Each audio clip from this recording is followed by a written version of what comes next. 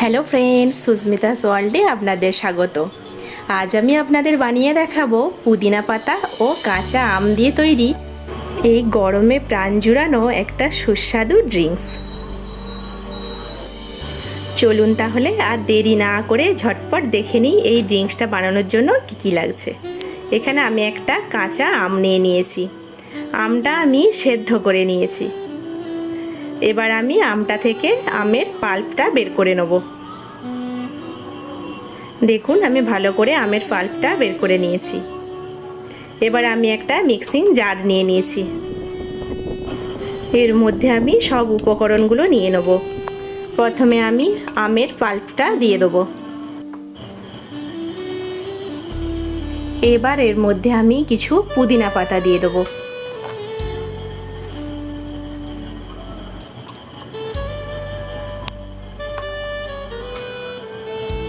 এবার একটা কাঁচা লঙ্কা দেবো।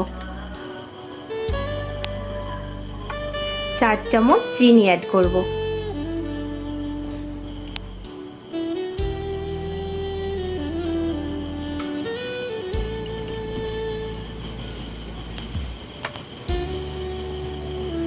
এক চামচ চাট মশলা দিয়ে দেবো। 1 চামচ বিট লবণ আর স্বাদ মতো লবণ। সব উপকরণ দেওয়া হয়ে গেছে। এবার ওর মধ্যে আমি 3 গ্লাস জল দিয়ে দেবো।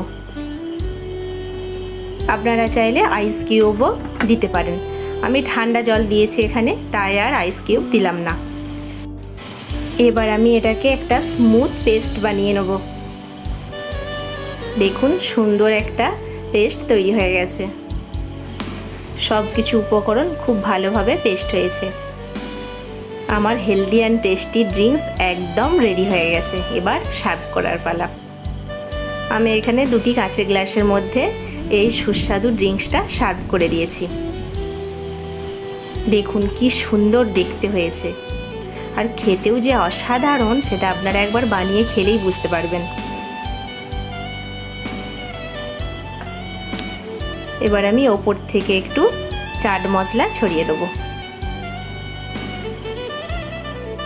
এই গরমের মধ্যে আমাদের পুরো নাজেহাল অবস্থা, আর তার মধ্যে এই রকম একটা সুন্দর হেলদি অ্যান্ড টেস্টি সুস্বাদু ঠান্ডা ঠান্ডা ড্রিঙ্কস যদি থাকে, তাহলে সত্যিই মন আর প্রাণ দুটোই জুড়িয়ে যাবে। তাহলে আপনারা অবশ্যই বাড়িতে এটা একবার হলেও ট্রাই করবেন, আর কমেন্ট করে আমাকে জানাবেন আপনাদের কেমন লাগলো। আমি এখানে পুদিনা পাতা আর লেবুর স্লাইস দিয়ে ড্রিঙ্কসটা সার্ভ করেছি।